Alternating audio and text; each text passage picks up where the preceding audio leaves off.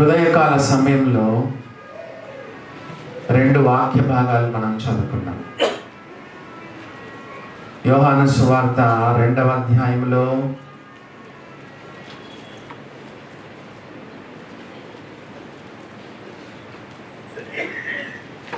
13వ వచనం నుండి 17వ వచనం వరకు చదువుకున్నాము. మత్తయి సువార్త 21వ అధ్యాయము 12వ వచనం నుండి 17వ వచనం కూడా చదువుకున్నాము. ఈరోజు రెండు వాక్య భాగాలు చదువుకున్నాం. యోహాను సువార్తలో ఒకటి, మత్తయి సువార్తలో ఒకటి. ఏంటి రెండింటికి ఉన్న భేదం చెప్తారా? యోహాను సువార్తలో రాయబడింది ఎప్పుడు? ముగింపులో రాశాడా, ప్రారంభంలో రాశాడా? వెరీ గుడ్, ప్రారంభంలో రాశాడు. మత్తయి సువార్తలో రాసింది ప్రారంభంలో రాశాడా, ముగింపులో రాశాడా? ముగింపులో రాశాడు. అంటే యేసు ప్రభు రెండు సార్లు పని చేశాడు. ఏ పని? దేవాలయాన్ని శుద్ధి చేయుట. దేవాలయాన్ని లో ఉండకూడనివి ఉంటున్నాయి కాబట్టి పారదోలడము 2 సార్లు చేశాడు. తన సేవా ప్రారంభంలో ఒకసారి చేశాడు యోహాను సువార్తలో. చెప్పండి. తన సేవ ముగింపులో కూడా చెప్పండి ఇంకోసారి చేశాడు. దేవాలయాన్ని యేసు ప్రభు ఎన్నిసార్లు పవిత్రపరిచాడు? చెప్పండి 2 సార్లు పవిత్రపరిచాడు. తన సేవ ప్రారంభంలో యోహాను సువార్తలో మొట్టమొదటి సూచక్రియ వివాహంలో చేశాడు. తన మహిమను బయలుపరిచాడు. నీళ్లను ద్రాక్షారసంగా మార్చిన తర్వాత తన సేవ యొక్క ప్రారంభంలో యోహాను సువార్తలో దేవాలయాన్ని శుద్ధి చేశాడు, పరిశుద్ధపరిచినాడు. ఈ రోజుల్లో చర్చిల్లో ఎన్నెన్ని ఉన్నాయండి, ఎన్ని పాలిటిక్స్ ఉన్నాయి. డివైన్ లైఫ్లో కూడా ఉన్నాయండి, వెళ్ళవు కదా. చిన్న చిన్న గ్రూపులు కదా. చెప్పినాను నేను కదా. నీకు చెందిన వాళ్ళనే మాట్లాడతావు, పక్షపాతం చూపిస్తావు కదండి. నీ కులస్తులనే మాట్లాడతావు, బీదవాళ్ళని పలకరించవు. బ్రదర్స్ గ్రూపులు కడతారు, సిస్టర్స్ గ్రూపులు కడుతున్నారు. దేవుని బిడ్డలారా, యేసు ప్రభు 2 సార్లు ఈ యొక్క దేవాలయాన్ని పరిశుద్ధపరిచినాడు. తన యొక్క సేవ ప్రారంభంలో ఒకసారి పని చేశాడు. తన సేవ యొక్క ముగింపులో కూడా యేసు ప్రభు పని చేసినాడు.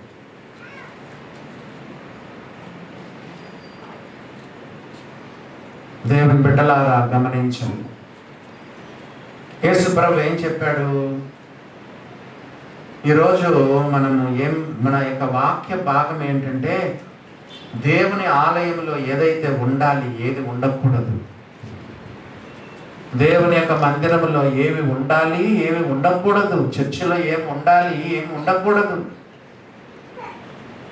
మత్తయి సువార్త 21వ అధ్యాయము 13వ వచనం చదువుతున్నాను. మత్తయి సువార్త 21వ అధ్యాయము 13వ వచనం. నా మందిరము ప్రార్థనా మందిరం అనబడును అని వ్రాయబడి ఉన్నది. ఇప్పుడు నేను చెప్పను, మీరే చెప్పండి. మందిరంలో ఏముండాలి? వెరీ గుడ్, ప్రార్థన. కొంతమంది అంటున్నారు, అన్నా టీవీలో వాక్యం చూసుకుంటున్నాము, టీవీలో వాక్యం చూసుకుంటున్నాము, ఇంట్లో ప్రార్థన చేసుకుంటున్నామన్నా. సరిపోతుందా?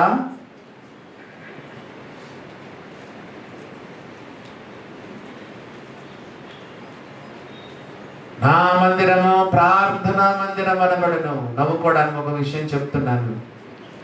మనం బుధవారం ఏం చేసినామంటే ప్రేమ విందు పెట్టినాం కదండి. మన బుధవారము ఎందుకు పెట్టామని చెప్పండి, ఎవరైనా చెప్తారా? వర్డ్ అండ్ డీడ్లో యవన బిడ్డలు చాలా కష్టపడ్డారు. మరి ఒకరు సలహా ఇచ్చినారు, పాపం పిల్లలను బయటికి తీసుకెళ్ళండి, ఏమైనా తినిపించండి అని సలహా ఇచ్చినారు. సలహా ఇస్తే నేనేం చేశానంటే, అట్లా చేస్తే ఒకరిని పిలిచి ఒకరు పిలవకపోతే పెద్ద హెడేక్ వస్తుంది. చూసావా, జోబన్న వాళ్ళని మాత్రమే బయటికి తీసుకెళ్ళి తినిపించినాడు అని అంటారు. ఎందుకు వచ్చిన గొడవ? ఒక అనౌన్స్మెంట్ చేసేద్దాము కదా, కొన్ని సరుకులు మిగిలినాయి, బుధవారం మనకందరికీ భోజనాలు ఉన్నాయంటే దాదాపు 80-90 మంది వచ్చినారు. ఇప్పుడు బుధవారం ఇంకా శుక్రవారం ప్రార్థనకి చెప్పండి ఎంతమంది? అస్సలు చాలా మంది రాలేదు. మన శుక్రవారం కాటేజ్ మీటింగ్ ఉందని గురువారం పెట్టుకున్నాం. ప్రతి బుధవారం కూడా ఎక్కువ మంది వస్తారు. బైబిల్ స్టడీకి కూడా 80 మంది 100 మంది వస్తారు. ప్రార్థనా కూడి కంటే విసుగు. లూకాసు వార్త 18వ అధ్యాయంలో వారు విసుగక నిత్యము ప్రార్థన చేయుచుండవలనటకు ఆయన వారితో ఉపమానము చెప్పెను. అన్యాయమైన న్యాయాధిపతి ఉండెను, అందులో ఒక విధవరాలు కూడా ఉండెను. విధవరాలు మాటి మాటికి వచ్చి గోజాడుతుంది. కానీ అన్యాయస్తుడు అసలు ఆమెను న్యాయం తీర్చడం లేదు, కానీ మాటికి వచ్చి గోజాడడం ద్వారా ఒకరోజు న్యాయం తీర్చేసినాడు. వద్దులే ఈ ఎడ్డేకి ఎందుకు, ఒక్కసారి నువ్వు 1 గంట టైం ఇస్తే ఇంకా నన్ను విసిగించదు కదా అని చెప్పి అన్యాయమైన న్యాయాధిపతి కూడా న్యాయం తీర్చాడే. దేవుడు తాను ఏర్పరచుకున్న వారు దివారాత్రులు మొరపెట్టుచుండగా వారికి న్యాయం తీర్చడా? ప్రార్థన అంటే నీకు విసుగొచ్చేసింది. విసుగక నిత్యము ప్రార్థన చేయుచుండవలనటకు ఆయన వారితో ఉపమానం చెప్పాను. మీలో కొంతమంది చెప్పొచ్చు, అన్నా మేము ఇంట్లో ప్రార్థన చేసుకుంటామన్నా, బాగానే చేసుకుంటున్నాం, కానీ what about the church prayer? Don't underestimate the power of a praying church. ప్రార్థన చేసే సంఘం యొక్క ప్రార్థన శక్తిని తక్కువ అంచనా వేయద్దు. మ్యారేజ్ అంటే ఎంత దూరమైనా వెళ్తారు కదా, ఫంక్షన్ అంటే ఎంత దూరమైనా వెళ్తారు, బాగా తయారుపడి. ఆ తర్వాత గృహప్రవేశం అంటే ఎంత దూరమైనా వెళ్తారు. భోజనాలు మీటింగ్ అంటే ఎంత దూరమైనా మనం వెళ్తాం. సంఘ ప్రార్థన అంటే ఏదో ఒక సాకు. చలికాలం చలి అంటావు, ఎండాకాలం ఎండ అంటావు, వర్షాకాలం వర్షం అన్నా అంటావు. ఇంకా ఎప్పుడు నీకు ఏ కాలం చెప్పాలి చెప్పండి? ఓ దేవుని బిడ్డలారా, నా మందిరము ప్రార్థనా మందిరం అనబడును.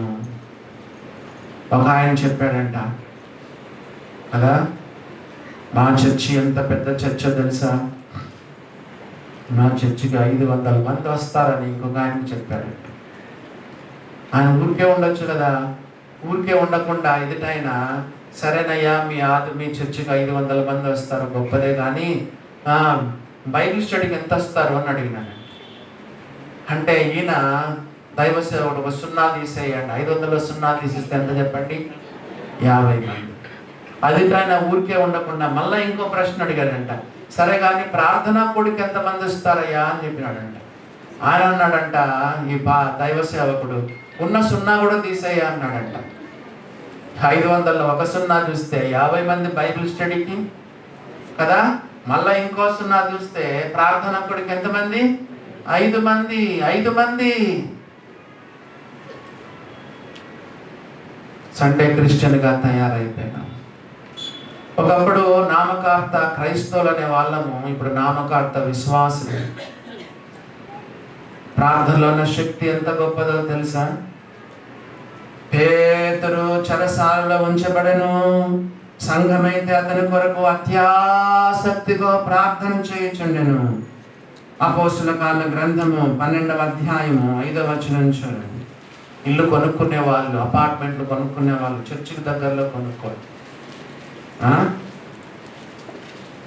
దేవుని బిడ్డలారా, 12వ అధ్యాయం 5వ వచనం చూడండి. అపోస్తుల కార్యాల గ్రంథం 12వ అధ్యాయం 5వ వచనం. పేతురు చెరసాలలో ఉంచబడెను, సంఘమైతే అతని కొరకు అత్యాసక్తితో దేవునికి ప్రార్థన చేయుచుండెను. ఏమైంది? ప్రాణాలు తీస్తానన్న ఆయన ప్రాణం పోయింది.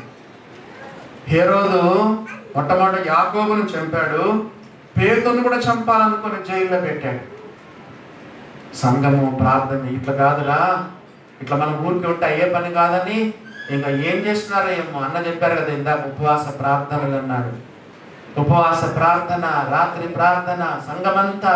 చిన్న పాప రోదే వచ్చింది. చిన్న పిల్లలు కూడా తీసుకుని వచ్చినారు. చిన్న సండే స్కూల్ పిల్లలు కూడా తీసుకొచ్చినారు. అత్యాసక్తిగా ప్రార్థన చేస్తుంది. పేతురైతే విడిపించబడ్డాడు, ఈయనేమో పురుగులు పడి ప్రాణం విడిచినాడు. ఎవరి ప్రాణమైతే తీయాలనుకుంటున్నాడో, ప్రార్థన అనేది ప్రాణం పోస్తుంది, ప్రార్థన అనేది ప్రాణం తీస్తుంది. ప్రార్థన ప్రాణం పోస్తుంది, ప్రార్థన ప్రాణం తీస్తుంది. శూనేమీరాలు గనురాలు కొడుకు చచ్చిపోతే ఎలీషా వెళ్ళి ప్రార్థన చేశాడు. ఆయన మీద పారజాచుకున్నాడు. ప్రార్థన చేస్తే ప్రాణం పోస్తుంది, ప్రార్థన ప్రాణం తీస్తుంది కూడా. సంఘం ప్రార్థన చేస్తుంటే ఉపన్యాసం చేస్తున్నాడు. రాజవస్త్రాలు ధరించుకుని ఉపన్యాసం చేస్తున్నాడు. దేవుని మహిమ పరచునందున అక్కడే ప్రసంగ పీఠం దగ్గరనే, పులిపీఠ దగ్గరనే పురుగులు పడి ప్రాణం విడిచినాడు. ఎవరు? హేరోదు. Don't underestimate the power of a praying church. A church on its knees is more powerful than an army on its feet. చెప్పండి. కాళ్ళ మీద నిలబడిన సైన్యము కంటే మోకాళ్ళ మీద ఉన్నటువంటి సంఘం యొక్క శక్తి గొప్పది. రాజ్యాలు కూలిపోయినాయి. సంఘ ప్రార్థనలు, పరిశుద్ధుల ప్రార్థనల ముందర రాజ్యాలు కూలిపోయినాయి, సింహాసనాలు పడిపోయినాయి, చక్రవర్తులు మాయమైపోయినారు. దేవుని బిడ్డలారా గమనించండి.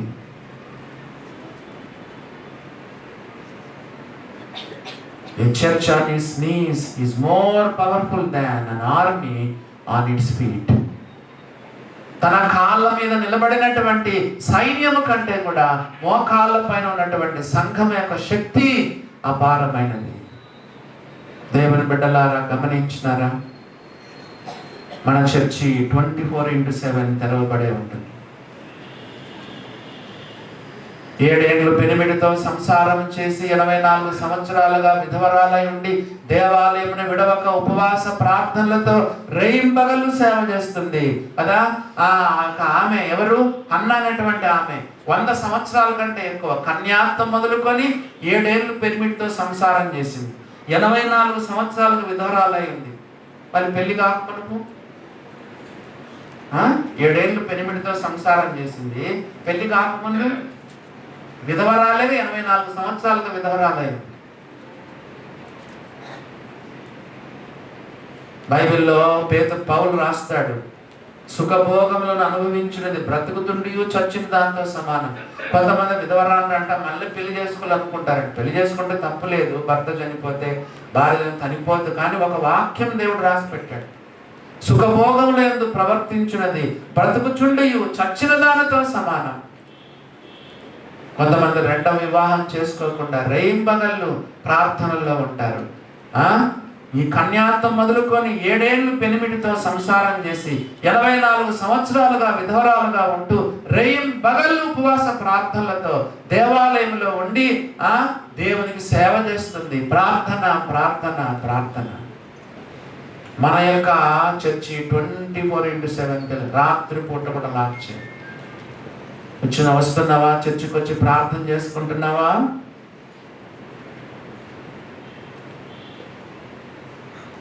ఇంకో విషయం ఏంటంటే, ఎవరైనా ఇక్కడ ప్రార్థన చేసుకుంటామంటే నేను ఎప్పుడైనా నాకు తటస్థపడితే అడుగుతాను, అమ్మా ఎవరమ్మా, ఎక్కడమ్మా, మీరు ఎవరు, నేను ఎప్పుడు చూడలేదంటే వేరే చర్చికి సంబంధించిన వాళ్ళు వచ్చి కూడా ప్రార్థన చేయ. ఒక ఆమె రోజు వస్తుంది, చూస్తుంటారు ఇక్కడ ఉన్నారు, రోజు వచ్చి కుర్చీ వేసుకొని గంట ఇక్కడికే భోజనం తెచ్చుకొని బాగా ప్రార్థన చేసుకొని బాగా తిని వెళ్ళిపోతున్నారు.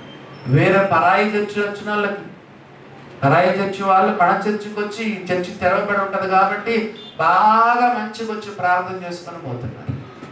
మరి నీవు సంఘానికి వచ్చి ప్రార్థన చేసుకుంటున్నావా? లేదా సంఘ ప్రార్థన ఉన్నప్పుడు శుక్రవారమైనా వస్తున్నావా? నా మందిరము సమస్తమైన అన్నజనులకు ప్రార్థనా మందిరం అనబడాలి. కాబట్టి చర్చిలో ఏముండాలి చెప్పండి?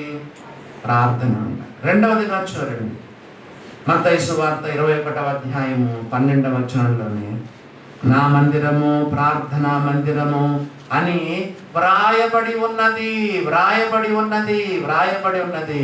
వాక్యములో ఏదుందో అది చెప్తున్నాడు యేసు ప్రభు. దేవాలయంలోకి వెళ్ళి చెప్తున్నాడు. వాక్యంలో ఏముందో యెషయా గ్రంథంలో ఉంది ఈ మాట.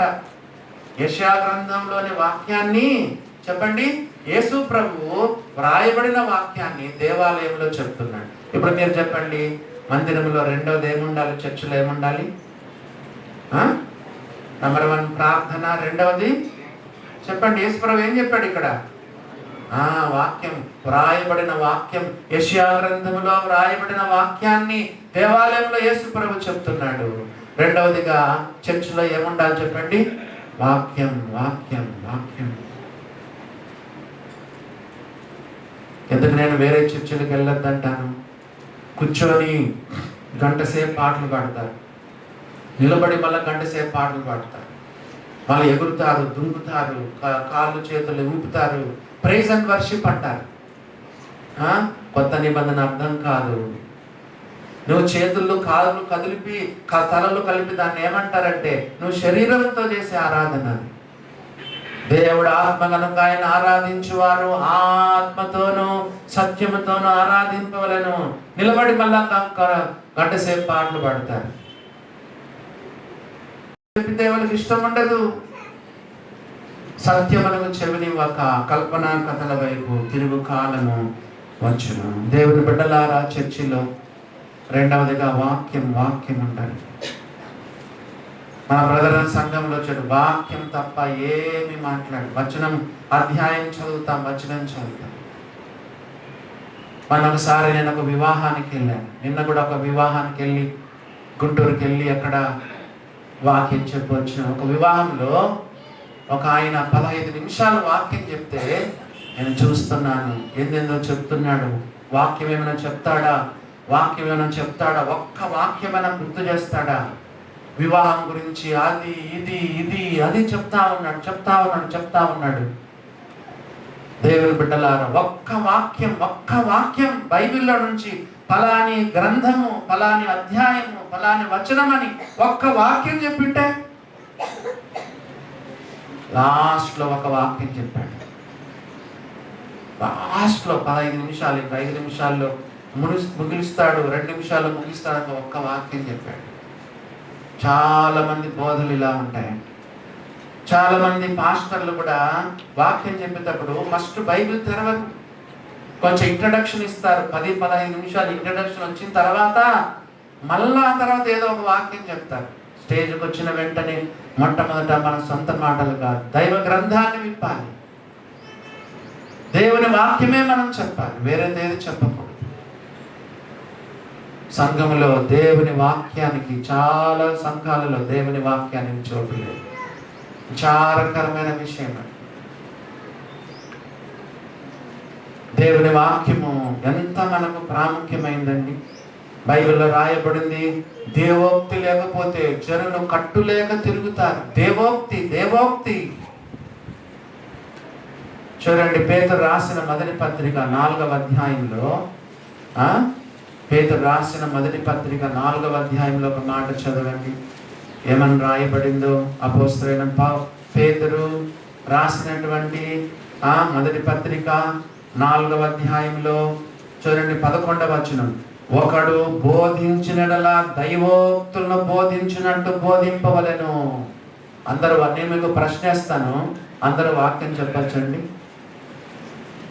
చెప్పండి, అందరూ బోధించొచ్చా? బోధిస్తేనంట దైవోక్తులను బోధించినట్టు బోధించాలి. చాలా మందికి ఈ రోజుల్లో వాక్యం చెప్పాలని నువ్వు చెప్పు, నేను వద్దనను, కానీ దైవోక్తులను బోధించినట్టు బోధించాలి. చాలా సంఘాల్లో వాక్యం లేదు, ఊరికే ఎంటర్టైన్ చేస్తారు. ఓ దేవుని బిడ్డలారా,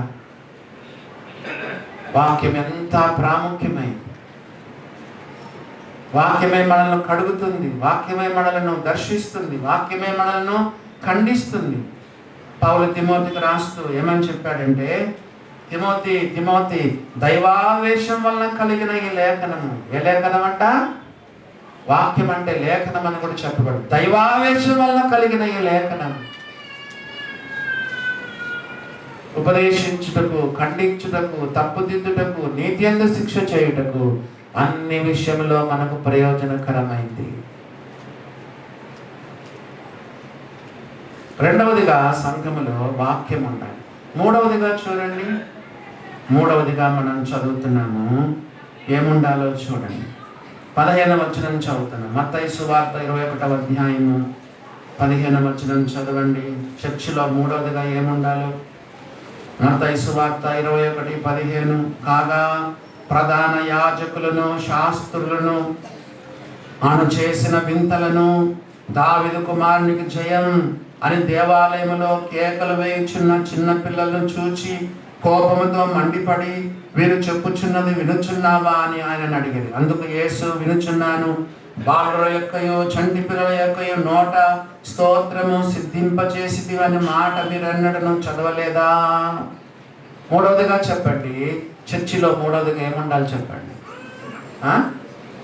వెరీ గుడ్, స్తోత్రం, కేకలంట, జయం జయం, దావీదు కుమారునికి జయం. 15వ వచనంలో చిన్న పిల్లలు కేకలేస్తుంటే యేసుప్రభు ఏమన్నాడు? 16వ వచనంలో బాలుల యొక్క చంటి పిల్లల యొక్క నోట స్తోత్రం స్తోత్రం. మూడవదిగా సంఘములో ఉండాల్సింది ఏంటంటే స్తుతి, స్తోత్రం, ఆరాధన.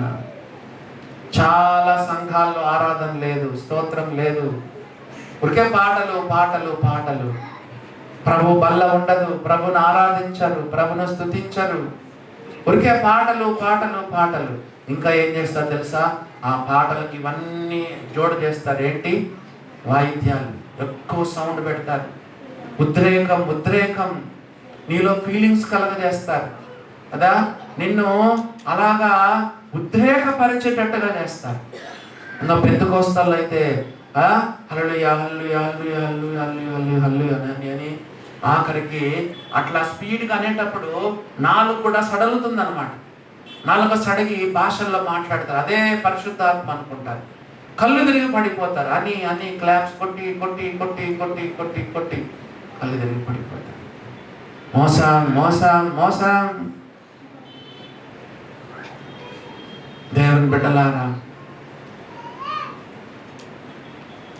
సంఘములో స్తుతి ఉండాలి, స్తోత్రం ఉండాలి, ఆరాధన ఉండాలి, ప్రభు బల్ల ఉండాలి. బాప్తిసం తీసుకున్న వాళ్ళు ఎట్లా ఉంది బైబిల్లో? అపోస్తుల బోధ యందును, సహవాసమందును, రొట్టె విరుచుట యందును, ప్రార్థన చేయుట యందును ఎడతెగక, మరి నెలకోసారి కాదు, 3 నెలలకోసారి కాదు, క్రిస్మస్ కాదు, లేకపోతే జనవరి 1 కాదు, ప్రతి ఆదివారం మనం ప్రభు బల్లను మనం ఆచరించాలి, ప్రభుకు స్తోత్రం చెప్పాలి. స్తుతులు చెల్లిస్తున్నారా? స్త్రీలకు, సహోదరులకు, బ్రదర్స్ చేసే మరి ఆరాధన లేదా స్తుతు స్తోత్రాలను ఫాలో అవుతూ ఆఖరికి ఆమేనని చెప్తాం.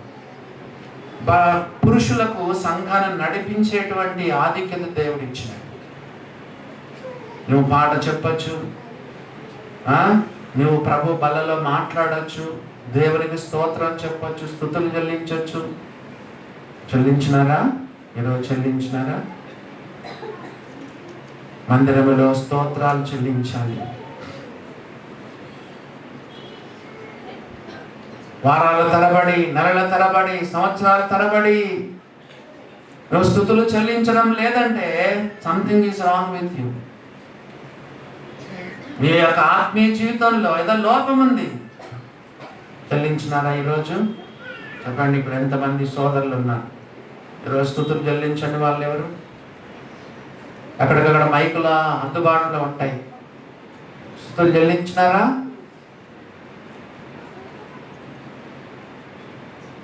నమ్మి బాప్తిసం పొందిన వారు చాలా మంది సోదరులు ఉన్నారు. స్తుతులు చెల్లించినారా ఈరోజు? వాళ్ళ ఈ వారం కాకపోయినా పోయిన వారం స్తుతులు చెల్లించావా? వాళ్ళ ఈ వారం స్తుతులు చెల్లించకపోయినా వచ్చే వారమైనా స్తుతులు చెల్లిస్తావా?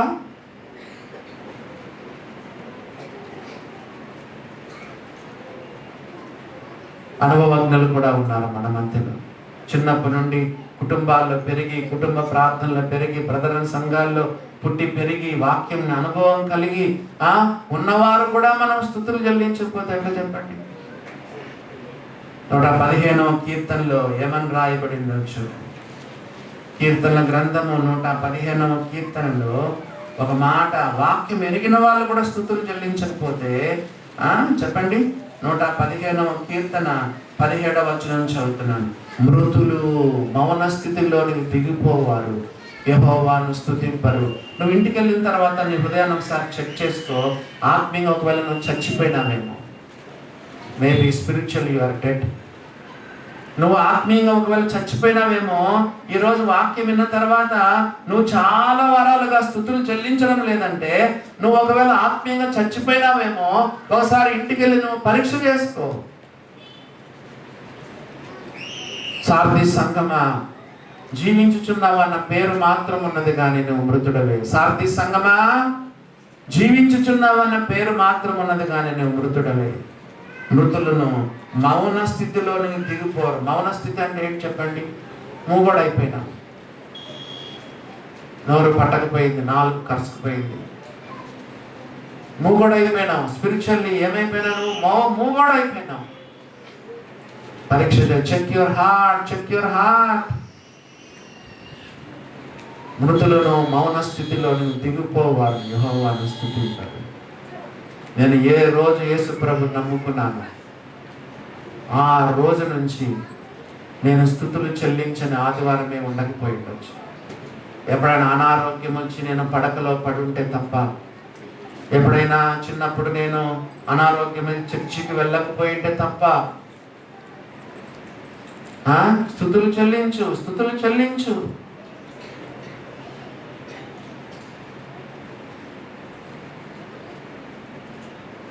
ఈ మధ్యనే మీకు చెప్పాను, బైబిల్ స్టడీలో చెప్పినట్టున్నాను. దేవుడు మనం స్తుతులు చెల్లించాలని కోరుకుంటాడా, కోరుకోడా? ఎక్స్పెక్ట్ చేస్తాడా, చేయడా? చేస్తాడు. ఎక్కడుందా వాక్యం? లూకాసు వార్త 17వ అధ్యాయం ఎక్కడుందో చూడండి. లూకాసు వార్త 17వ అధ్యాయము 17వ వచనం గుర్తుపెట్టుకోవడానికి చాలా సులభం. లూకాసు వార్త 17:17 చూడండి ఏమని రాయబడింది. అందుకు యేసు 10 మంది శుద్ధులైరి కారా, 90 ఎక్కడా? 10 మంది శుద్ధులైతే యేసు ప్రభు దగ్గరకు వచ్చి వందనాలు చెప్పింది ఎంతమంది? ఒకే ఒకరు. ఇన్ని వందల మంది బ్రదర్స్ ఉన్నారే, ఈరోజు ఎంతమంది స్తుతులు చెల్లించారు?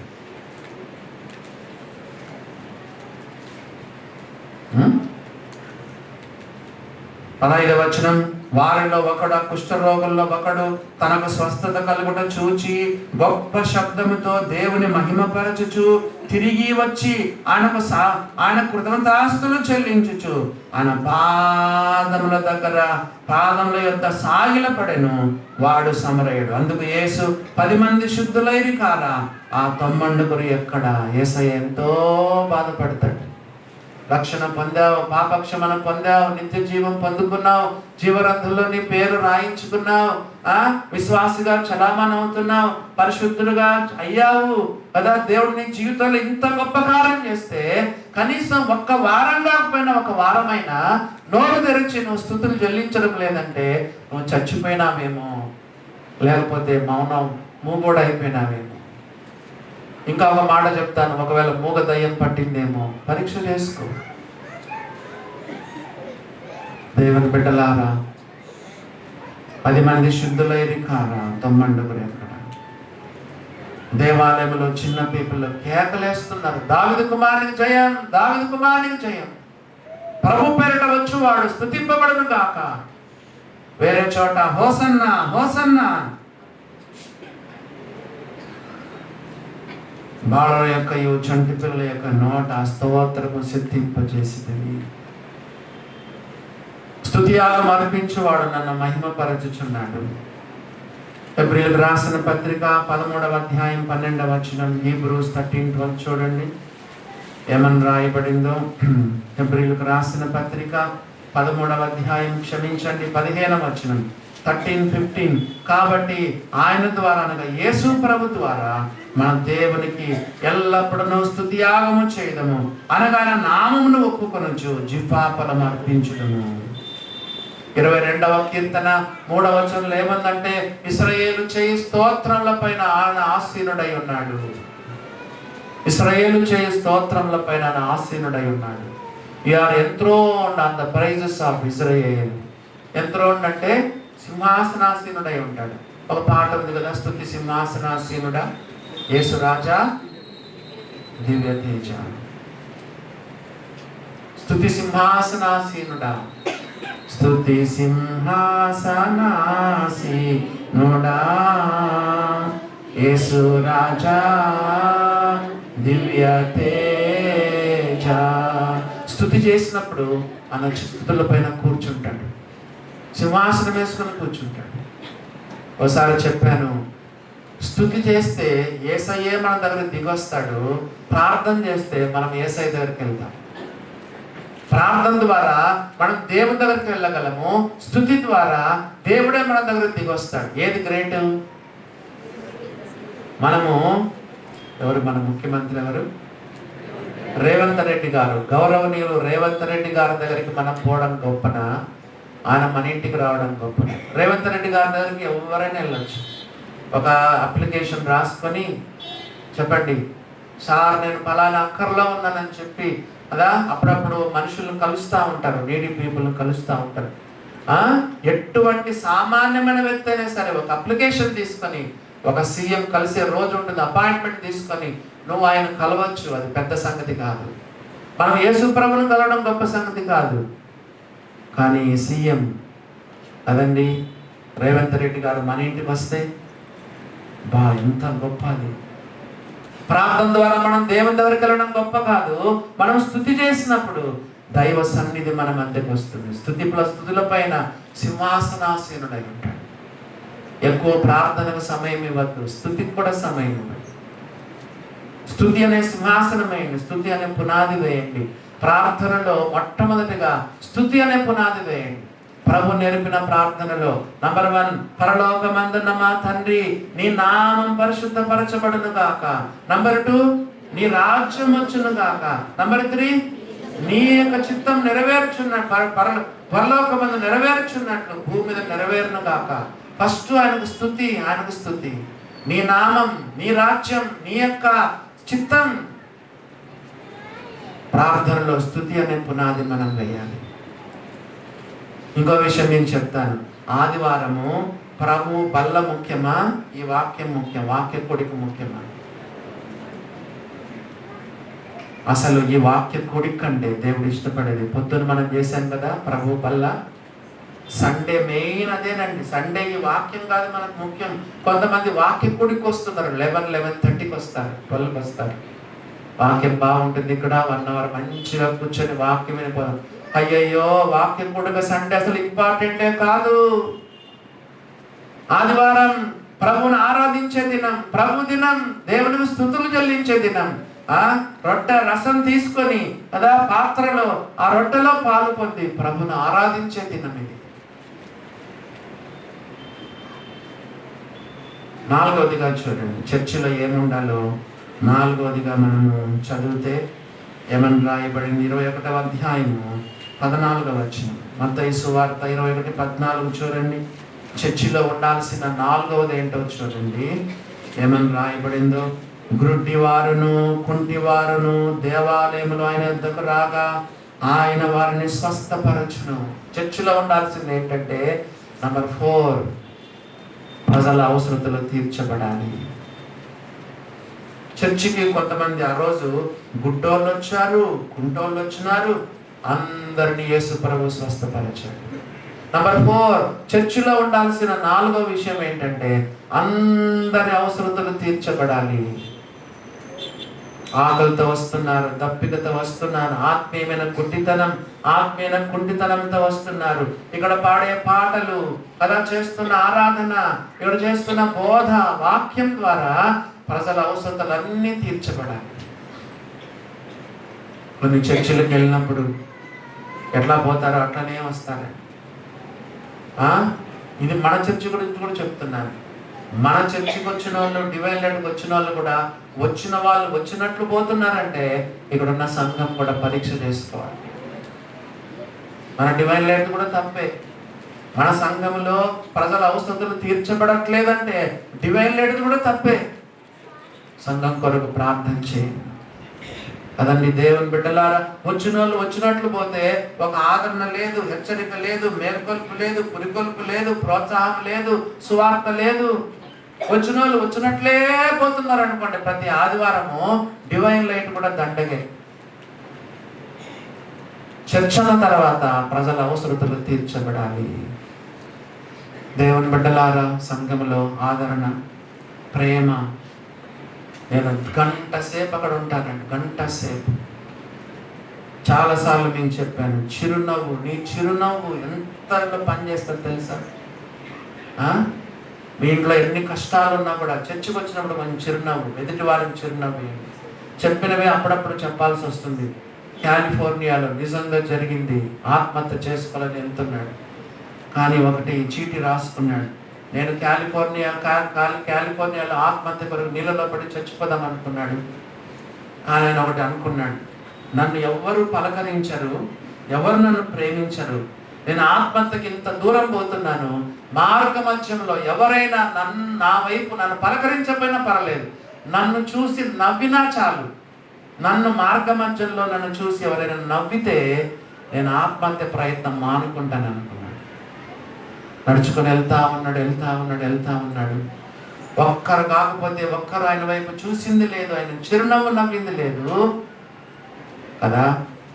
నీళ్ళలో పడి చచ్చిపోయి ఆత్మహత్య చేసుకున్నాడు. పోలీసు వాళ్ళు వచ్చి జోబులన్నీ వెతికితే ఆ చీటీ కనిపించింది.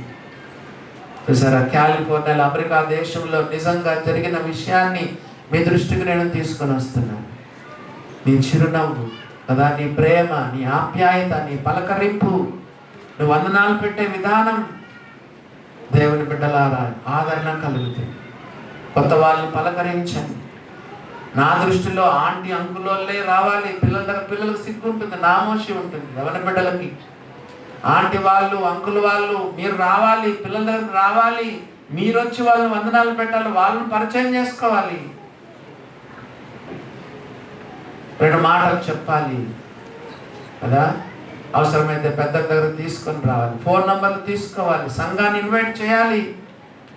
సంఘంలో ఎంతో మంది ఆత్మీయమైన గుడ్డితనంతో వస్తున్నారు. క్రీస్తు మహిమ సువార్త ప్రకాశం వారికి ప్రకాశింపకుండా నిమిత్తము యుగ సంబంధమైన దేవత అవిశ్వాసులైన మనోనేత్రాలు గుడ్డితనం కలుగజేశాడు. యుగ సంబంధమైన దేవత సాతాను ఎంతమంది ఉదయకాలంలో ఆత్మీయమైన గుడ్డితనంతో వచ్చినారు. చర్చిలో వారి యొక్క గుడ్డితనం తొలగించబడాలి, వాళ్ళ యొక్క గుడ్డితనం తొలగించబడాలి. పాటలు, ప్రార్థనలు, వాక్యం. పాటలు కూడా ఇంపార్టెంటేనండి. చాలా కాలం నుంచి అనుకుంటున్నా ఒకరోజు పాటల మీద ప్రసంగం చేయాలని. పాటల్లో కూడా ఎంత వర్తమానం. పాటలు పాడేటప్పుడు కూడా అనేక మంది హృదయాలు కరిగిపోతాయి. పాటల పరిచర్య ద్వారా కూడా హృదయాలు మార్పు చేయబడతాయి. దేవుని బిడ్డలారా, చర్చిలో ప్రజల అవసరతలు తీర్చబడాలి. కష్టంతో వస్తారు, కన్నీటిలో వస్తారు. మీకు విషయం తెలుసా? బ్రదరన్ సంఘాల గురించే చెప్తున్నాను. కొన్ని బ్రదరన్ సంఘాలు చర్చి అయిన తర్వాత పలకరించరు. ఇంకా నేను అప్పుడప్పుడు చెప్తానే ఉంటాను కదా, బంగారు చైన్ వేసుకొచ్చిన వాళ్ళు మెడలో బంగారు చైన్ వేసుకొచ్చిన వాళ్ళతోనే మాట్లాడతారు. మంచి చీర కట్టుకొచ్చిన వాళ్ళు మంచి చీర కట్టుకున్న వాళ్ళతోనే మాట్లాడతారు. బ్రదర్స్ కారులో వచ్చిన వాళ్ళు కారులో వచ్చిన వాళ్ళు కార్లు వాళ్ళు వచ్చిన వాళ్ళే. ఎప్పుడు మారుతాం మనం? దేవుని బిడ్డలారా, పక్షపాతం ఉండదు. అందరిని పలకరించండి, ప్రేమగా చూడండి.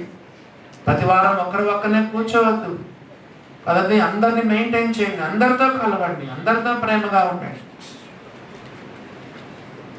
దేవుని బిడ్డలారా, ప్రజల యొక్క అవసరతలు సంఘంలో తీర్చబడాలి.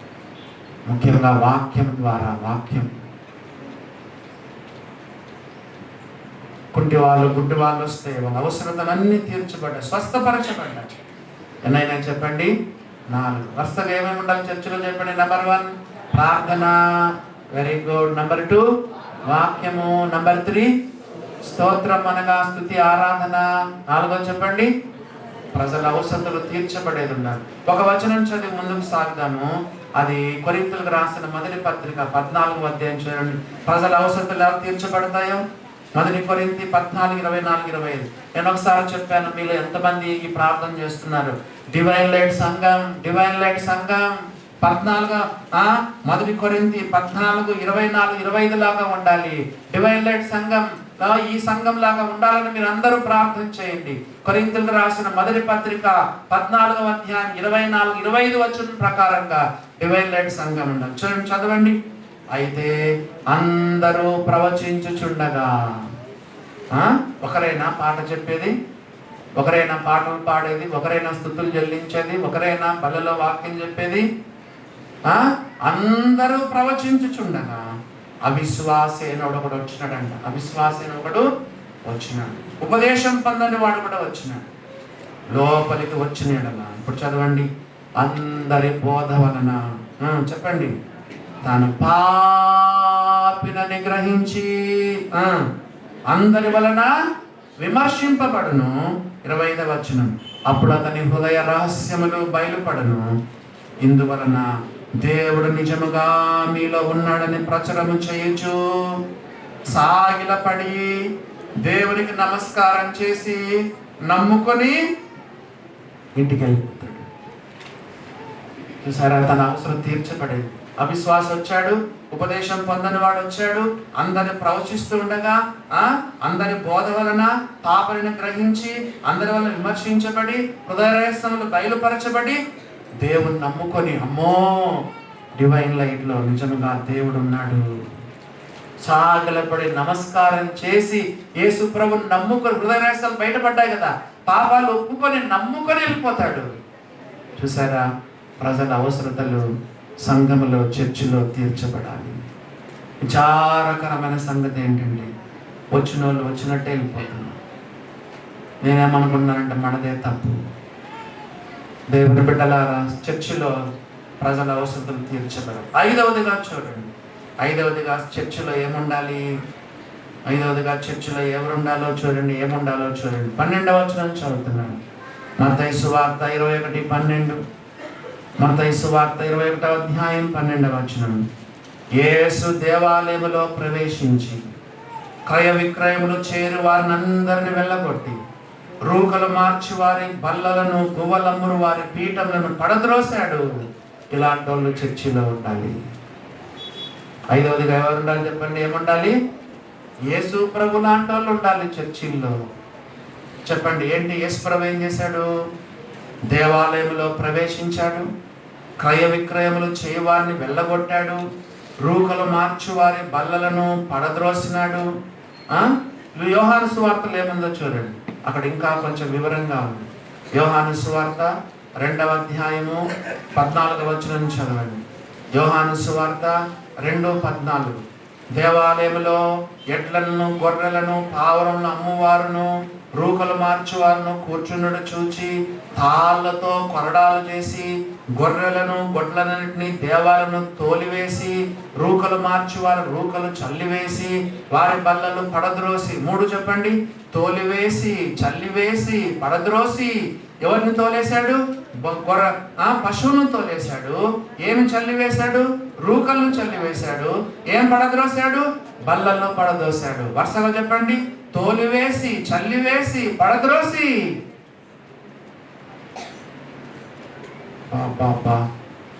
నేను సాత్వికుడను, దీన మనసు గలవాడని చెప్పుకున్న యేసు ప్రభు, ఎంత శాంతంగా ఉండే యేసు ప్రభు మందిరంలో ఇవన్నీ జరుగుతా ఉంటే తట్టుకోలేకపోయినాడు. తన సేవ ప్రారంభంలో ఒకసారి, నంబర్ 2 తన సేవ యొక్క ముగింపులో ఒకసారి. కొరడాలు తీసుకున్నాడా? కొరడాలు తనంతకు తాను చేసుకున్నాడనుందా? చెప్పండి, చదివి చెప్పండి. 2:14 యోహాను సువార్తలో 15వ వచనంలో 2:15 ఎక్కడైనా కొరడాలు ఉంటే తీసుకున్నాడా? తనంతకు తాను చేసుకున్నాడా? కొరడాలు తనంతకు తాను చేసుకున్నాడు. ఇలాంటి వాళ్ళు చర్చిల్లో ఉండాలి. రాజీ కాకూడదు, రాజీ కాకూడదు.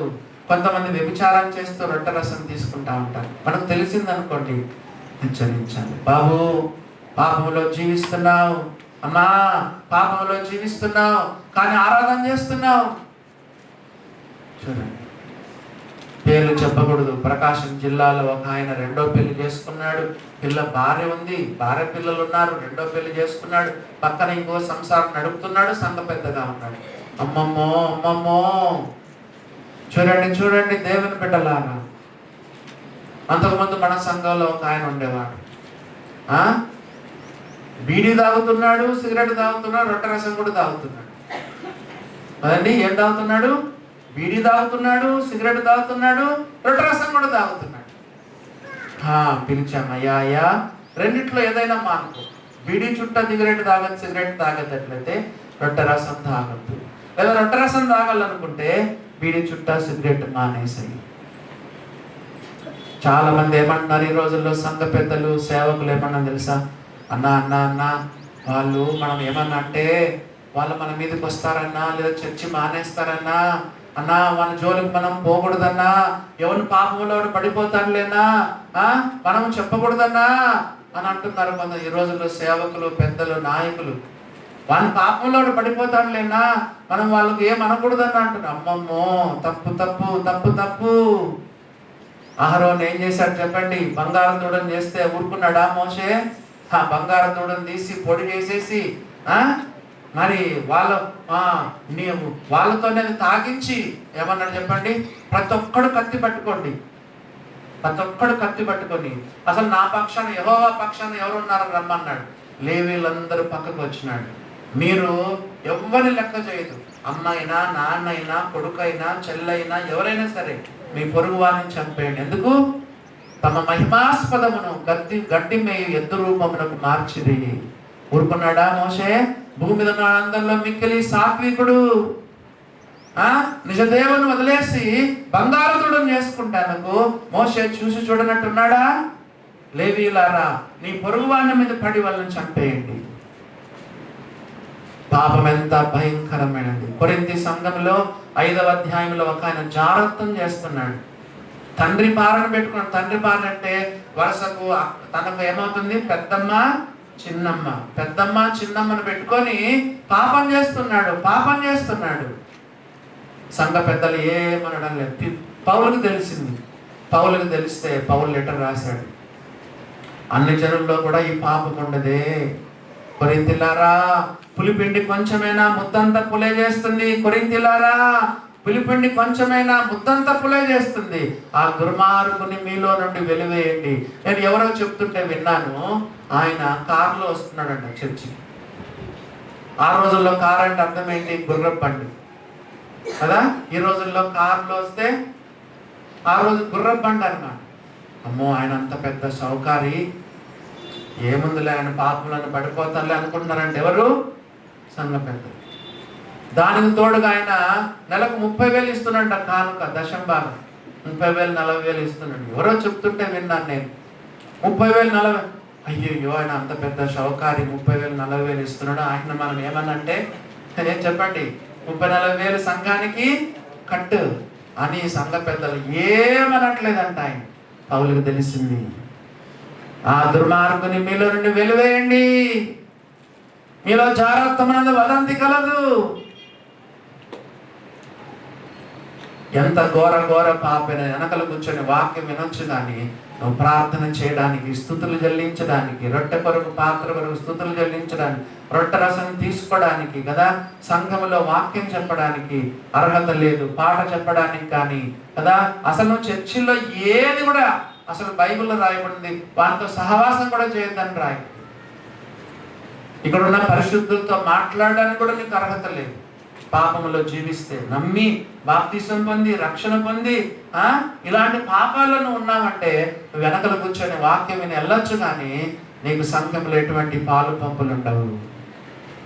ఈనాడు మనకి ఇలాంటి వాళ్ళు కావాలి. ఈనాడు మనకు ఎవరు కావాలి? యేసు ప్రభు లాంటి వాళ్ళు సంఘాల్లో ఉండాలి. ఈనాడు సంఘ పెద్దలు, నాయకులు, సేవకులు పాపాన్ని ఖండించడం లేదండి. గెస్ట్ స్పీకర్లు కూడా పైన కదండి, పైన మసిపూసి కదండి మంచిగా వాక్యాలు చెప్పి మంచిగా ఇది మళ్ళా రెండోసారి మమ్మల్ని పిలుస్తారో పిలవరు అన్నట్టుగా కొంతమంది బోధకులు కూడా నైస్ వర్తమానాలు చెప్తారు.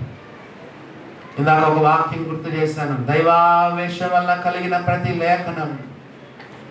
ఎలా చెప్పాలంటే వాక్యం, దైవావేశం వల్ల కలిగిన ప్రతి లేఖనం ఉపదేశించుటకును, ఖండించుటకును, తప్పుదిద్దుటకును, నీతిని శిక్ష చేయుటకును అన్ని విషయాల్లో ప్రయోజనకరమైంది.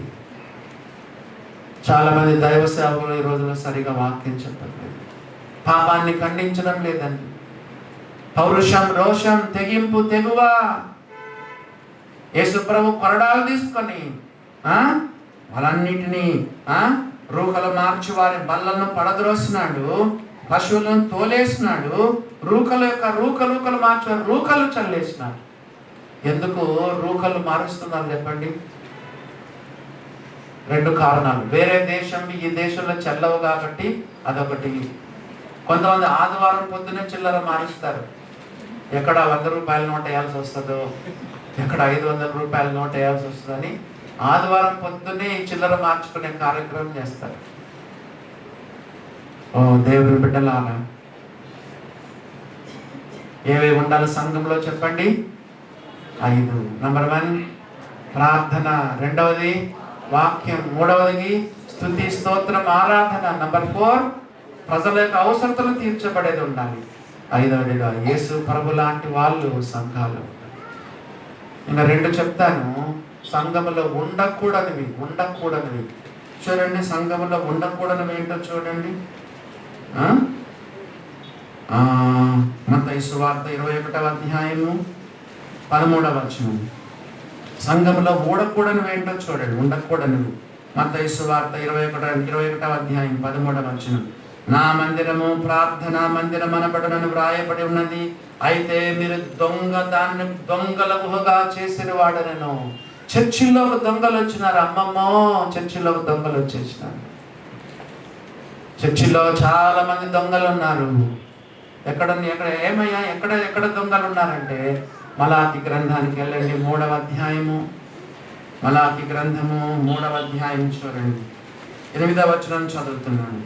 మానవుడు దేవుని యొద్ద దొంగిలునా, మీరు నా యొద్ద దొంగిలించుతిరి. దేని విషయంలో మేము నీ యొద్ద దొంగిలితమని మీరందరూ 10వ భాగమును ప్రతిష్ఠితార్పణలు ఇయ్యక దొంగిలించుతిరి. చర్చిలో దొంగలు. దశం భాగము పాత నిబంధన గ్రంథంలో దశం భాగం, కొత్త నిబంధనలో దశం భాగం కంటే ఎక్కువ ఇవ్వాలి. చర్చిలో దొంగలు.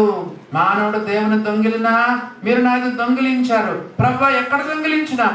10వ భాగాలు ప్రతిష్ఠిత అర్పణలు ఇవ్వకుండా దొంగిలించినారు.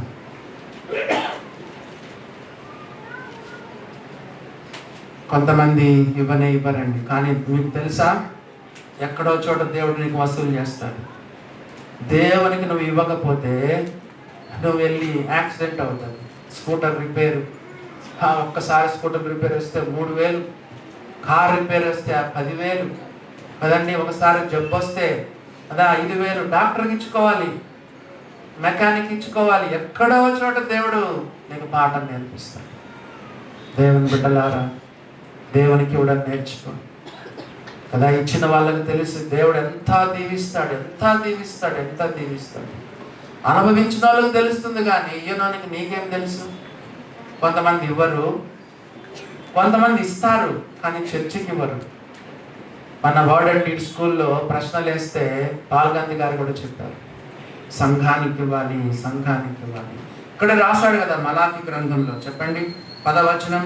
నా మందిరములో ఆహారం వండునట్లు 10వ భాగమంతయు మీరు నా మందిరపు నిధిలోనికి తీసుకురండి. నా మందిరపు నిధులను తీసుకురండి. వచ్చేదేమో ఈ చర్చికి, మేలు పొందేది ఈ చర్చిలో, అన్నం తినేది ఈ చర్చిలో, ఆహారం అంటే ఆత్మీయ ఆహారం, వాక్యం వినేది ఈ చర్చిలో, మేలు పొందేది ఈ చర్చిలో, ఆదరణ పొందేది ఈ చర్చిలో, సహవాసం చేసేది ఈ చర్చిలో. కానుకలేమో రాజమండ్రి, కానుకలేమో మియాపూర్ చర్చి, కానుకలేమో వైజాగ్కి. టీవీలో కనిపిస్తారు కదా, ఆయన భార్య పిల్లలు కదా, లిప్స్టిక్లు వేసుకొని, టై, సూటు, కోటు, బూట్ వేసుకొని కదండి. అదా వచ్చేది ఈ చర్చికి, కానుకలు పంపేది వేరే చర్చి. ఓ దేవుని బిడ్డలారా గమనించండి. కొంతమంది దశమ భాగాన్ని కూడా ముక్కలు ముక్కలు చేస్తారు కదండి. ఆ సేవకునికింత, ఈ సేవకునికింత, ఆ వాళ్ళకింత, వీళ్ళకింత, నార్త్ ఇండియాకింత, ఆ మిషనరీకింత కదండి. ఆ తర్వాత రేడియో సేవకింత, టీవీ సేవకింత, ఆ భక్తుడు ఇంటికి ఒక ఇంటికి ఒక పాస్టర్ వస్తే ఆయనకింత, దశమ భాగాన్ని ముక్కలు ముక్కలు చేసి, ఇంకా ఏదైనా దశమ భాగాలు మిగిలింది ఉంటుంది కదా, 50 రూపాయలు, 100 రూపాయలు, అది తీసుకొచ్చి చర్చిలో వేస్తారు. అందుకే నీకు కూడా ముక్కలు ముక్కలే ఆశీర్వాదం కదండి. ముక్కలు ముక్కలు ముక్కలు ముక్కలు ఆశీర్వాదం. సాధారణంగా దైవ సేవకులు ఏం చెప్తారంటే, కొత్త నిబంధనలో మనం దశమ భాగం కంటే దేవునికి ఎక్కువ ఇవ్వాలి. కనీసము దశమ భాగము దేవునికి ఇచ్చి, ఇంకా మిగతాది ఒకవేళ నువ్వు 20% ఇస్తున్నావు అనుకో, దేవునికి 20% ఇస్తున్నావు, కనీసం 10% నువ్వు చర్చికేసి, మిగతా 10% లేదా 5% విధవరాండ్రకు, దిక్కులేని వారికి, బీదలకు, దైవ సేవకులకు, నార్త్ ఇండియాలకు పంపుతావా, లేకపోతే టీవీకి పంపుతావా, సేవకు పంపుతావా, ఆ రాజమండ్రికి పంపుతావా, వైజాగ్కు పంపుతావా, ఇదిగో ఇక్కడ మియాపూర్కి పంపిస్తావా, నీ ఇష్టం. కనీసం 10వ వంతైనా నీ స్థానిక సంఘానికి నువ్వు నా మందిరములో ఆహారం ఉన్నట్లు 10వ భాగం అంతయు నా మందిరపు నిధులను తీసుకొని రండి. దీన్ని చేసి మీరు నన్ను శోధిస్తే ఆకాశపు వాకిలను విప్పి పట్టజాలను విస్తారమైన దీవెనలు కుమ్మరిస్తానని చెప్పాడు. సామెతల గ్రంథంలో వెదజల్లి అభివృద్ధి పొందువారు కలరు. కొంతమంది దేవునికి విచ్చలవిడిగా ఇస్తారండి. విచ్చలవిడిగా ఇస్తారు. వెదజల్లి అభివృద్ధి పొందువారు కలరు. తగిన దానికన్నా తక్కువ వచ్చి లేమికి వచ్చేవారు కలరు. ఎక్కడ పోతుందో అని చెప్పి దేవునికి ఇంతింత ఇచ్చినాడు, నీకు ఇంతింతే ఇస్తాడు దేవుడు. బైబిల్లో ఉంది కదా, కొంచెముగా విత్తువాడు కొంచెముగా పోయిను, సమృద్ధిగా విత్తువాడు సమృద్ధిగా పోయిను. ఒక మామిడి విత్తనం ఎత్తితే ఎన్ని చెట్లు మలుస్తాయి చెప్పండి? 100 మామిడి విత్తనాలు విత్తితే ఎన్ని మామిడి చెట్లు వస్తాయి? కొంచెముగా విత్తువాడు కొంచెముగా పంట పోయిను, విస్తారముగా విత్తువాడు. ఇవన్నీ బైబిల్ నా సొంత మాటలు కాదు, 2 కొరింథీ 9వ అధ్యాయంలో ఉన్నాయి. దేవుని బిడ్డలారా, కాబట్టి విశ్వాసులు కూడా చాలా మంది దొంగలు ఉన్నారు.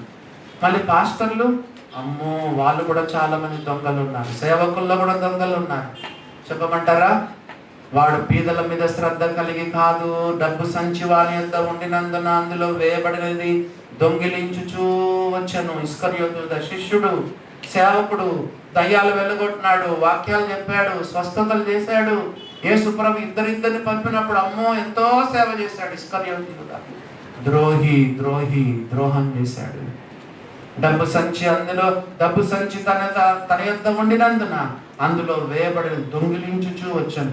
విశ్వాసులు దొంగలే, దైవ సేవకులు కూడా చాలా మంది దొంగలు ఉన్నారు. దేవుడు డబ్బు తిన్నోడు బాగుపన్నాడా? దైవ సేవకుడు పనివాడు తన జీతమునకు పాత్రుడని ఉంది. చెప్పి నువ్వు ఎంతైనా తీసుకోవచ్చు. సంఘానికి చెప్పి నీ ఖర్చులు ఎంతుంటే, దైవ సేవకుడు పనివాడు తన జీతమునకు పాత్రుడని బైబిల్లో ఉంది. ఒక సేవ చేసే దైవ సేవకుడు సంఘానికి చెప్పి రాసుకొని ఎంతైనా తీసుకోవచ్చు. తన ఖర్చులను బట్టి ఎంత ఉంటే ఎంత ఖర్చు ఉంటే తీసుకోవచ్చు. కానీ సంఘానికి చెప్పకుండా నువ్వు దొంగిలిస్తున్నావంటే దైవ సేవకులు కూడా దొంగలే. కొడుకో కూతురో వస్తారు, పెట్టంతా ఎత్తిపోతారు. దైవ సేవకుడు కొడుకో కూతురు వస్తారు, మొత్తం పెట్టంతా తీసుకెళ్తారు. ఒక బుక్ లేదు, బ్యాంకు లేదు, రాసేది లేదు, అకౌంట్స్ రాసేది లేదు, ఎంచేది లేదు. దేవుని బిడ్డలారా, పాస్టర్లు కూడా దైవ సేవకులు దొంగలు. యేసు ప్రభువు చెప్పారు, దొంగల గుహగా మీరు చేశారు. కాబట్టి 6వదిగా దొంగలు ఉండకూడదు. 7ది ఒక్కటి చెప్పుకొని ముగించుకుందాము. 7వదిగా చూడండి, యోహాను సువార్త 2వ అధ్యాయం. యోహాను సువార్త 2వ అధ్యాయము 15వ వచనం చదువుతున్నాను. 16వ వచనం. పావురములు అమ్మువారితో వీటిని ఇక్కడ నుండి తీసుకొని పొండి, నా తండ్రి ఇల్లు వ్యాపార పట్టిల్లుగా చేయొద్దు. నంబర్ 7 ఎవరు ఉండకూడదు చెప్పండి? వ్యాపారం చేసుకునే వాళ్ళు ఉండకూడదు. వ్యాపారం చేయడానికి నువ్వు రాకూడదు. కొంతమందికి డివైన్ లైట్కి వచ్చిన వాళ్ళకి వ్యాపారాలు భలే సాగుతున్నాయి కదండి. డివైన్ లైట్కి వచ్చేది వ్యాపారం చేసుకుంటున్నావు. వ్యాపారం చేయడానికి వస్తున్నావా డివైన్ లైట్కి? లేకపోతే మరి దేవుని ఆరాధన చేయడానికి వస్తున్నావా? చీటీ వ్యాపారాలు, వడ్డీ వ్యాపారాలు, నో, దేవుని వాక్యం ఒప్పుకోదు. సహోదరులకు అస్సలు వడ్డీకి ఇవ్వకూడదు. వడ్డీ వ్యాపారం దైవ గ్రంథం ఒప్పుకోదు. చాలా మన డివైన్ లైట్లో సంగతి నాకు తెలియదు, కానీ వేరే చర్చిల్లో కదా చర్చికి వచ్చేది ఆ చీటీ వ్యాపారం కదా, చిట్టి ఫండ్, చిట్టి వ్యాపారాలు, వడ్డీ వ్యాపారాలు కదండి. తన బిజినెస్ను అందరికీ చెప్పుకోవడం, వాళ్ళతో వీళ్ళతో కదా వ్యాపారం చేసే వాళ్ళు ఉండద్దు చర్చిలు. నా తండ్రి ఇల్లు వ్యాపార పుట్టిల్లుగా చేయద్దు. దేవుని బిడ్డలారా, ఇవన్నీ చేస్తుంటే రెండు ఉండకూడదు కదా. ఒకటేమి ఉండకూడదు, దొంగలు ఉండకూడదు, రెండవది వ్యాపారం. ఒక వాక్యమే చెప్తాను. పౌలు తిమోతికి రాస్తే ఏం చెప్పాడంటే, సైనికుడు ఎవడనో యుద్ధమునకు పోనప్పుడు తను దండులో చేర్చుకున్న వారిని సంతోష పెట్టవల్లని ఈ జీవన వ్యాపారంలో చిక్కుకొనకూడదు. మంచి వ్యాపారం అయితే చేయొచ్చు, కానీ నీకు మరీ దురాశ కలిగి ఏ వ్యాపారం అంటే ఆ వ్యాపారం చేయకూడదు. దేవుని బిడ్డలారా, నా తండ్రి ఇల్లు వ్యాపార పుట్టిల్లుగా చేయదు. ఆఖరిగా ఒక వచనము, యేసుప్రభు ఇలా చేస్తుంటే శిష్యులకు మతిపోయింది. ఏంటబ్బా, ఇంత సాత్వికుడు, ఇంత దీన మనసు కలిగిన యేసు ప్రభు ఏంది కొరడా తీసుకొని ఆయన అంత పౌరుషంతో చేస్తామంటే శిష్యులకు మతిపోయింది. ఏందబ్బా, ఏంది ఇట్లా యేసు ప్రభు ఇంత కోపం ఎప్పుడు చూడలేదే అనుకొని 69వ కీర్తనలో ఒక కీర్తనలోని వచనాన్ని గుర్తు చేసుకున్నాం. చదవండి. యోహాను సువార్త 2వ అధ్యాయము 17వ వచనం. ఆయన శిష్యులు, యోహాను సువార్త 2, ఆయన శిష్యులు, నీ ఇంటిని కూర్చిన ఆసక్తి నన్ను భక్షించునని వ్రాయబడి ఉన్నట్టు జ్ఞాపకం చేసుకుని, the zeal of thine house had eaten me up. Zeal అంట, నీ ఇంటిని కూర్చిన ఆసక్తి నన్ను భక్షించి ఉన్నది అనే వాక్యం 69వ కీర్తన వాక్యాన్ని శిష్యులు జ్ఞాపకం చేసుకున్నారబ్బా. నిజమే కదా, యేసు ప్రభుకు దేవుని మందిరం అంటే ఎంత ఆశ. మరి మీరు దేవుని మందిరం అంటే మీకు కూడా ఆసక్తి ఉందా? ఎప్పుడైనా చీపురు పట్టుకొని తుడిచినావా చెప్పండి. మా సంఘంలో నేను ఎంతో పరిచర్య చేసేవా, అందుకే దేవుడు ఈరోజు నన్ను ఈ స్థితిలో పెట్టాడు. నా గొప్పతనం కాదు, దేవుని ఎవరికి తెలియకుండా ఆ బట్టలు తీసుకెళ్ళేవాడిని. ఎవరికి తెలియదు. ఆ బల్ల మీద బట్టలు తీసుకొని ఉతుక్కొని వచ్చేవాడిని. తెల్లారుజామున 5 గంటలకు వెళ్ళి మందిరంలో అన్ని పనులు చేసి మళ్ళీ 9 గంటలకంతా ఎవరికి తెలియకుండా వచ్చి కూర్చునేవాడిని. దేవుని బిడ్డలారా, చీపురు పట్టినావా ఎప్పుడైనా చర్చిలో? వాష్రూమ్ శుభ్రం చేసా, ఎవరికి తెలియకుండా చెయ్యి. తెల్లగా ఉండాలి వాష్రూమ్స్ కదండి. నీళ్ళు తెస్తున్నావా? మనము ఇక్కడ చేయాల్సిన సూపర్విజన్ కాదు, ఇక్కడ మనం చేయాల్సింది పెత్తనాలు కాదు. ఎవరంతకు వాళ్ళు మందిర విషయమే శ్రద్ధ కలిగి కదండి. మరి పెయింటింగ్ చేయొచ్చు కదా, ఫ్యాన్లు లైట్లు తుడవచ్చు, సోల్డరింగ్ చేయొచ్చు కదండి, బాధ్యత తీసుకోవచ్చు, పనులు చేయొచ్చు, ఏదైనా వస్తువులు కొనిపెట్టచ్చు కదండి. మందిరాలు నువ్వు అనుకుంటే కానీ నీకు ఎన్నో ఆలోచనలు దేవుడు ఇస్తాడు. ఇంటిని గురించిన ఆసక్తి నన్ను భక్షించి ఉన్నది. వంటల్లో సాయం చేయొచ్చు, షాపింగ్ చేయొచ్చు, పాప ఎన్ని ఈ కర్టన్స్ ఉతకొచ్చు కదండి, మందిరం శుభ్రం చేయొచ్చు, ఖర్చు పెట్టుకోవచ్చు. నీ ఇంటిని గురించిన ఆసక్తి, దేవుని ఇల్లు అనే ఆసక్తి మనల్ని భక్షించాలి. కాబట్టి 5 మనకు చర్చిలో ఉండాలి, 2 ఉండకూడదు. 5 ఏమేమి ఉండాలి? ప్రార్థన, వాక్యము, స్తుతి, ఆరాధన కదా. మరి ప్రజల అవసరతలు తీర్చబడేది ఉండాలి. యేసు ప్రభు లాంటి వాళ్ళు. నెంబర్ 6, దొంగలు ఉండకూడదు, వ్యాపారం ఉండకూడదు. అలా ఉండడానికి దేవుడు తన కృప మనగా విస్తరింప చేయనుగాక.